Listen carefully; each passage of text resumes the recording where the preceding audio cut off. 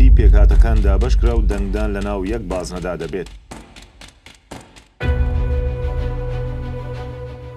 کۆمیسیۆنی هەڵبژاردنەکانی عێراق کورسی کۆتای پێکهاتەکانی بەسەر بازنەکانی هەڵبژاردنی پەرلەمانی کوردستاندا دابەش کرد و دەنگدانیش بۆ کاندیدی کورسی کۆتاکان لە ناو یەک بازنەدا دەبێت.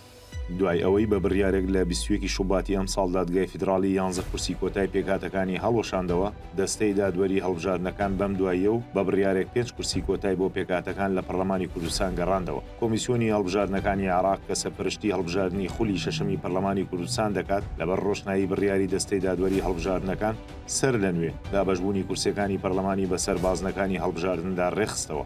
بە گوێرەی بڕیارەکەی کۆمیسیۆن سەد کورسیەکەی پەرلەمانی کوردستان بەم شێوەیە دابەشبوون بەسەر بازنەکانی هەڵبژاردندا. بازنەی هەولێر 32 کورسی گشتی و 2 کورسی کۆتا، 1 کورسی بۆ تورکمان و 1 کورسی بۆ مەسیحەکانە.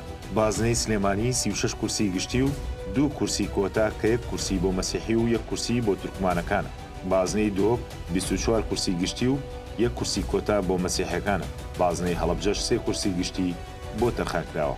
هەر بەپێی بڕیاری کۆمیسیۆن خۆکاندیدکردن بۆ کورسی کۆتا بە شێوەی تاکە کەسی دەبێت لە چوارچەوەی بازنەی هەڵبژاردندا و براوەش ئەو کەسە دەبێت کە زۆرترین دەنگ بەدەست دەهێنێت.